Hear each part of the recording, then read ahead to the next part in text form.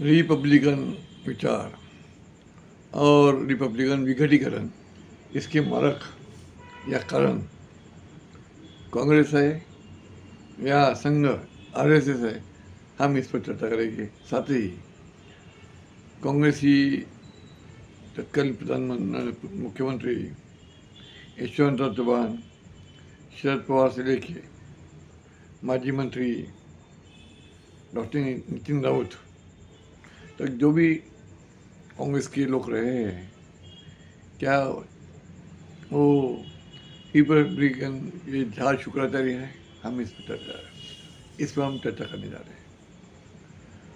भारत के किसी भी क्षेत्र में हम जाते हैं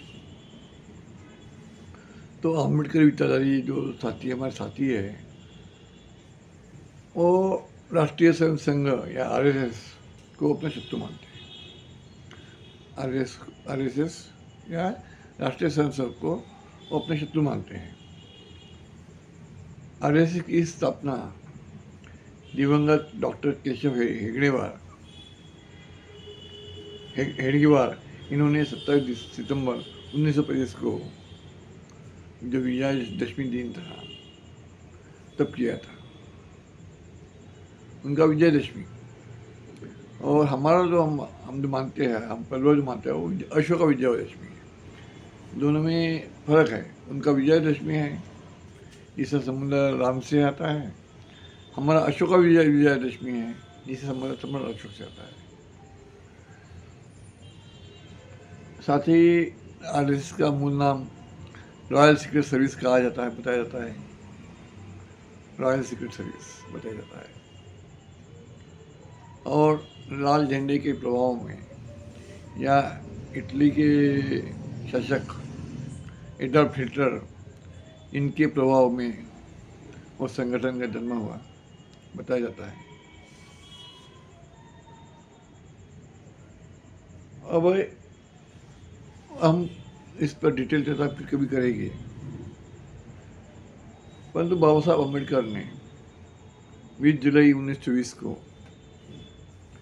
बहिष्कृत हितग्राही सभा या सामाजिक संगठन की नींव रखी थी, बुनियाद रखी थी। बहिष्कृत हितग्राही सभा, इसने जो बहिष्कृत समाज है उसको शिक्षा मिलना चाहिए, सामाजिक आर्थिक स्तर सुधारना चाहिए, इसलिए वो कार्यरत थी। वही आरएसएस दक्षिणपंथी हिंदुत्व स्वयंसेवक, जो दक्षिणपंथी लोग हैं, उससे हिंदुत्व स्वयंसेवक संघ अर्धसैनिक था, अर्धसैनिक दल होता संगठन था आरएसएस। अर्धसैनिक दल जो अर्धसैनिक दल बोलते हैं, सेमी मिलिट्री फोर्स है, वो संगठन है। वही 13 मार्च 1927 को बाबा साहब ने समता सैनिक दल एसएसडी का गठन बहिष्कृत हितों के वर्ग के अधिकारों की सुरक्षा के लिए किया था। बहिष्कृत वर्ग के सुरक्षा के लिए किया था, समझना होगा। 25 को आरएसएस की स्थापना होती है, वो भी अर्धसैनिक दल है। वही 27 में एसएसडी समता सैनिक दल बनता है, वो भी अर्धसैनिक दल के रूप में वो काम करता है। स्थापना बुनियाद रखी गई है। इन दोनों समझना पड़ेगा, बाबा साहब कितने दूरदृष्टि थे, ये हमको समझना होगा। दोनों भी संगठन की व्यापकता हम जब देखते हैं, और आरएसएस का फैलाव कितना हुआ है और एसएसडी का फैलाव कितना हुआ है, आरएसएस के टुकड़े कितने हुए हैं, विघटीकरण कितने हुए हैं, और एसएसडी के विघटीकरण कितना हुआ है, ये हमें देखना होगा, समझना होगा। वही राजकीय संगठन का बांधनी भी उन्होंने की है। 21 अक्टूबर 1951 को जनसंघ का राष्ट्रीय संगठन रहा है। 27-25 को तो उन्होंने सामाजिक संगठन बनाया, सांस्कृतिक बहुत मानते हो, लेकिन 51 में उन्होंने राजकीय बुनियाद भी रखी थी जनसंघ की। बाद में भारतीय जनता पार्टी जो बीजेपी आज सत्ता में है, वो उनका वो रूप बदलते गया, नामारूप बदलते गया। Republican party of India RPI का गठन की बुनियाद बाबा साहब ने 30 सितंबर 1956 को रखी थी। RPI Republican party of India की बुनियाद बाबा साहब ने 30 सितंबर 1956 को रखी थी, परंतु बाबा साहब को महापरिनिर्वाण हुआ और उनके जाने के बाद 3 अक्टूबर 1957 को उसे मूर्त रूप दिया गया है। भाजपा या बीजेपी या आरपीआई या कालखंड एक सा है। इस 56 में हुआ, 57 में हुआ और 51 में हुआ है। बीजेपी आरएसएस का संघ, राष्ट्रीय जनसंघ 51 में हुआ, बाबा साहब ने 56 में किया। इसे बाबा साहब 24 में सामाजिक संगठन बनाते हैं, बहिष्कृत सभा, 25 में वो आरएसएस बनती है, 27 में अर्धसैनिक दल बाबा साहब भी निर्माण करते हैं। तो जो कालखंड है एकता है। अब उनका जो हमें जब ये देखना पड़ेगा कि बाबा साहब ने भी जो संगठन बनाया है, राजनीति में बाबा साहब आए। बाबा साहब 1936 में राजनीति में आए, 25 में 24 में सामाजिक संगठन बनाया है और कितने साल बनाए, 15-16 बाबा 11 साल के बाद बाबा साहब राजनीति में आए, जो इंडिपेंडेंट लेबर पार्टी का गठन किया, स्वतंत्र मजदूर संघ। उस टाइम में इलेक्शन में 17 सीट लड़ी, 14 चुन के आई। ये रेशो देखिए, 17 सीट लड़ी और 14 चुन के आई, ये रेशो रहा है। और बाद में 1942 में ऐसे स्वतंत्र मजदूर संघ को बर्खास्त भी करना पड़ा। सर कारण क्या है, इस पर हम फिर कभी जाएंगे, चर्चा करेंगे। और 42 में शेड्यूल कास्ट फेडरेशन की स्थापना हुई, SCF की स्थापना हुई। जिस परिस्थिति में वो कालखंड द्वितीय महायुद्ध का कालखंड रहा है, तो ये बड़ा क्रिटिकल विषय है, आपको फिर कभी हम चर्चा करेंगे। आरएसएस या बीजेपी का इतिहास लो, या उस बीजेपी SSD या आरपीआई का इतिहास लो, ये इसमें हम SSD आरपीआई को हम सिर्फ संघ को जोड़ते हैं, कांग्रेस को हम नहीं छोड़ देते हैं, हम कांग्रेस को छोड़ देते हैं। ये हमारे लिए थोड़ा संशोधन का विषय हमारे लिए। कांग्रेस का युग, कांग्रेस वहाँ कहाँ थी, हम क्यों कांग्रेस छोड़ रहे हैं? उस कालखंड में आरएसएस बनती है, बीजेपी जनसंघ बनता है, SSD बनती है, आरपीआई का भी ये होता है। पर कालखंड, उस कालखंड में कांग्रेस के ऊपर भी हम कांग्रेस को हम यूँ ही छोड़ नहीं जाते, हम छोड़ नहीं सकते।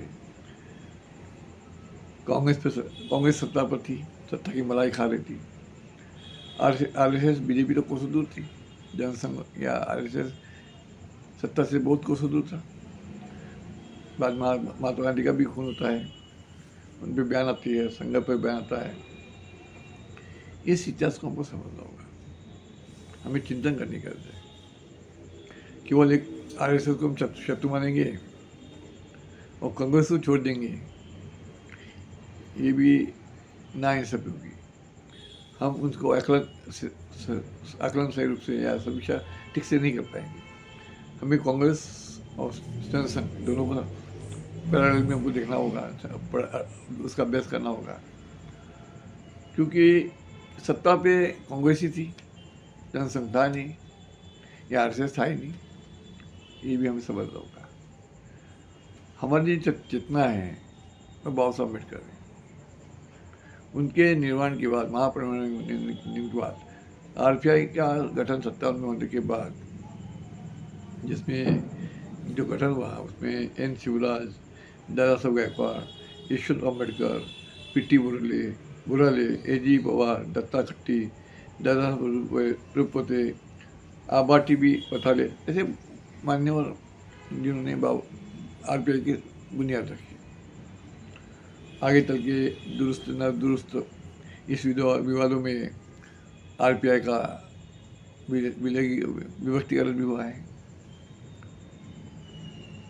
उसमें प्रधानमंत्री, तत्कालीन प्रधानमंत्री इंदिरा गांधी लो या महाराष्ट्र के मुख्यमंत्री यशवंत चव्हाण लो, इनकी नीति रिपब्लिक के 2 फाड़ करने में रही। है या नहीं है, ये भी हमारे संशोधन का विषय है। एक दरअसल गायकवाड़ी पर पार्टी बनी, एक बैरिस्टर राजा खोड़ाड़े इनकी भी पार्टी बनी, उसके बाद आगे चल के BC कांबड़े की भी पार्टी बनी।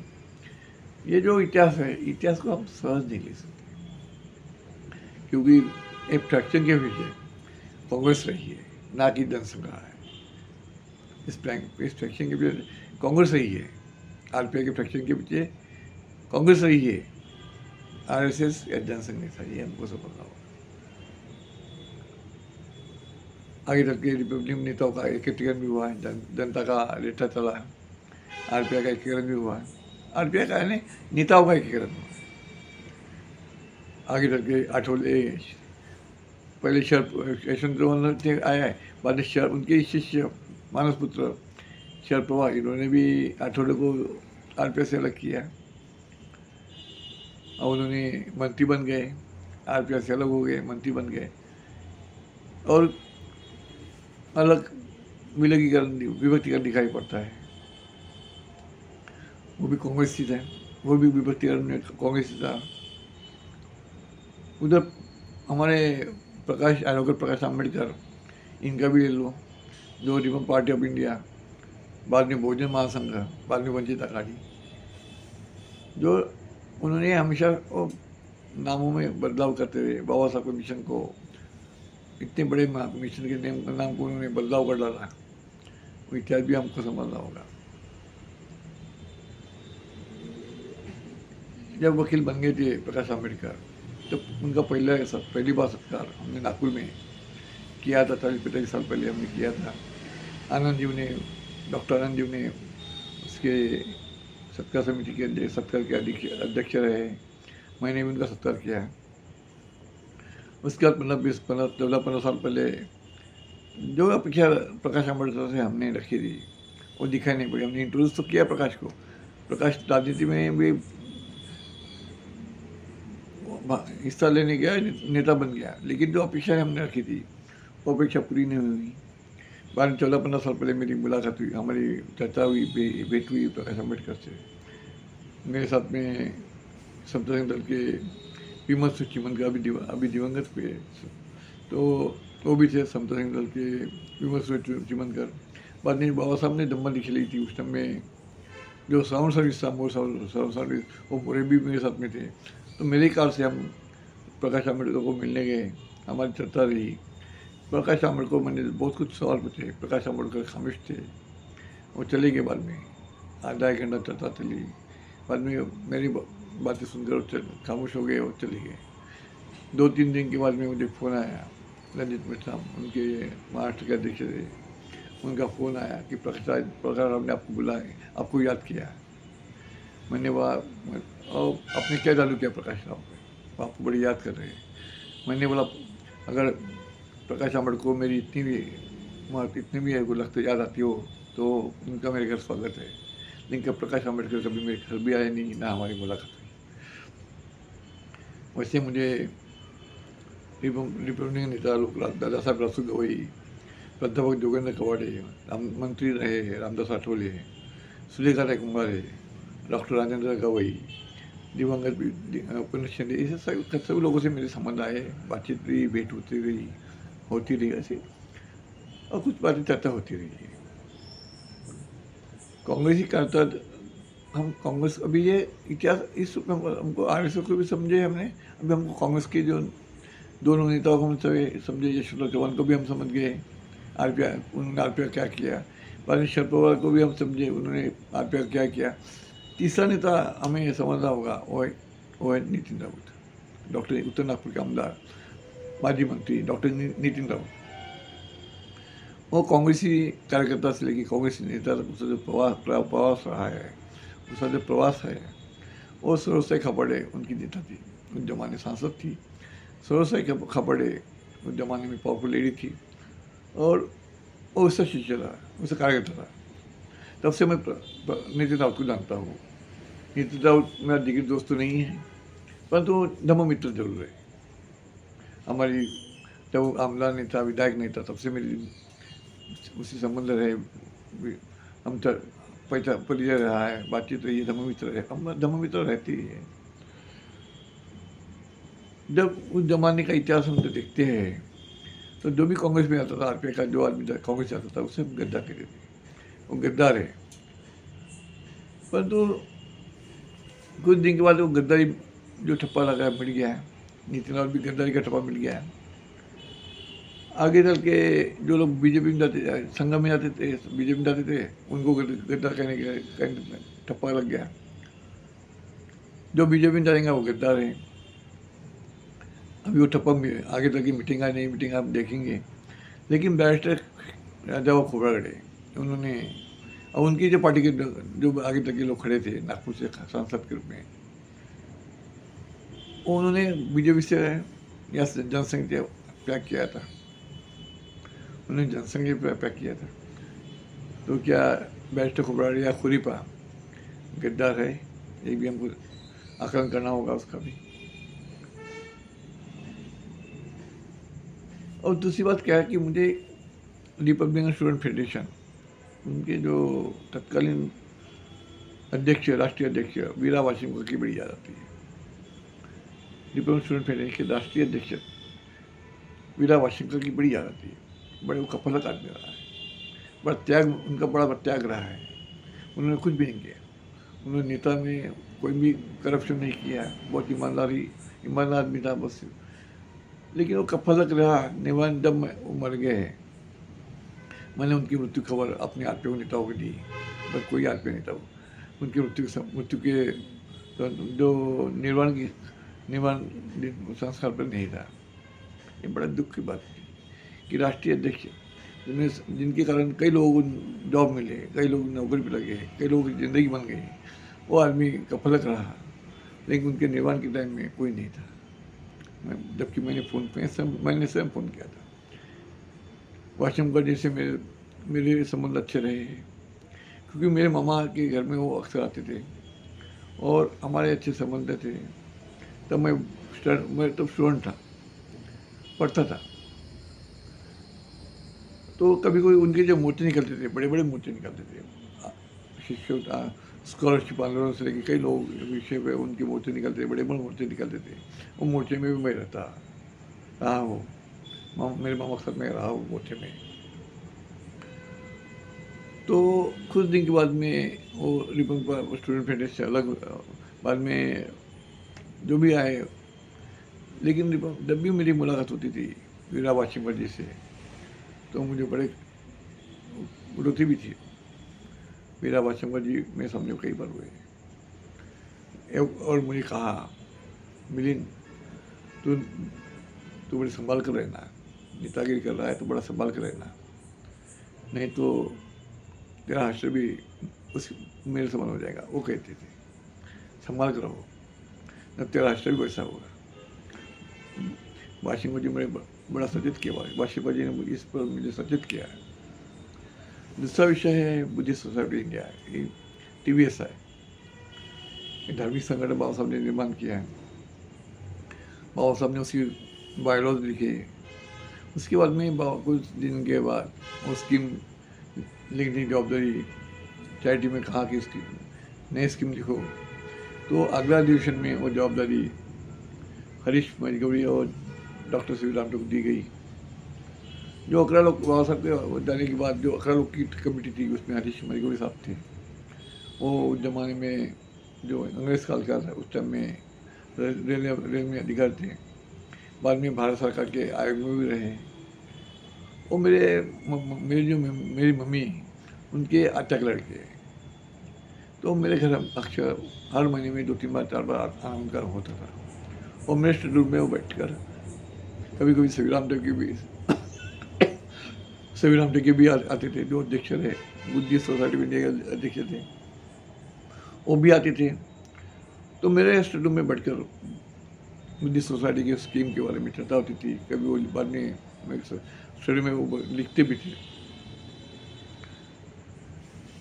ये मेरा बुद्धिस्ट सोसाइटी स्कीम जो लिखी गई है, इससे मैं तब तो बस स्टूडेंट था। मैं आगे के बाबू के बॉडीगार्ड, जो नागपुर के बॉडीगार्ड थे, वो दीपक फुल्जर थे, जो मेरे मामा थे। उसके बाद में दूसरे भी बॉडीगार्ड थे, जो आकाश माटे जी थे, उनसे मेरे संबंध रहे, उनसे मेरी बातचीत होती रही। आकाश माटे जी से कई बार उनके घर जाता था, उनसे चर्चा होती थी। दीपक तंफुल्ले में मामा थे, उनके वो घरे आते थे या मैं उनके घर जाता था। तो हमारी चर्चा बाबा साहब के मिशन से, बाबा साहब के उनके संबंध में सब चर्चा होती रही कि वो तो बॉडीगार्ड थे उनके, लेकिन वो लोग बड़े प्रामाणिक थे, वो डिवोटेड थे बाबा साहब प्रति। तो मुझे जब मैं उनको देखता हूँ तो हमारे जो अभी जो कार्यकर्ता थे, पार्टी के लोग हैं, वो विधायक डॉक्टर नितिन राउत इनकी शरण में दिखाई देते हैं, इनकी शरण में दिखाई देते हैं। वही उत्तर नागपुर की जो सीट है, कभी कांग्रेस हो जाती है, कभी भाजपा हो जाती है, जबकि वो आरपीआई का बाले किला था। वो आरपीआई का बाले किला ढह गया है। वो बाले किला ढाक भी हमारे सामने चर्चा का बड़ा महत्वपूर्ण विषय है। वही आरपीआई कई इसमें भाड़ों में बढ़ गई। वही बीजेपी का बहुजन समाज पार्टी का भी अलग निर्माण होना, बुनियाद उसके वो भी राजनीति वाला आरपीआई का टूटने के बाद उसका इफेक्ट हमें दिखाई पड़ता है। तो हम बीएसपी या आरपीआई है, हम एक मंच पर क्यों नहीं आ सकते, ये भी हमारे सामने चर्चा विषय है। हमारे में मतभेद भी है और मतभेद भी है। हमारे हम जब आरपीआई के दिखते हैं तो मतभेद भी है और मनभेद भी है, जबकि मतभेद हो सकते हैं, मनभेद नहीं होना चाहिए, लेकिन यहाँ मतभेद भी है, मनभेद भी है। और हम जो नितिन राउत के जो कारण जो हमारे आरपीआई के लोग छूटे हैं, जो नितिन राउत की शर्म में जाते हैं, आरपीआई का जो बाले किला ढह गया है, वही बातें दीक्षा में हम लोग देखते हैं। दीक्षा में नितिन राउत में कहा जाता है हरिजन विचारों से, यानी गांधी विचारों का कहा जाता है। और नीली टोपी बनता है, कभी हरी बनता है, कभी जो भी राजनीति में जो टोपी है वो टोपी पहन लेता है, वो नीली टोपी भी पहन लेता है। अम्बेडकर वाली भी कहता है, गांधी वाली भी बन जाता है।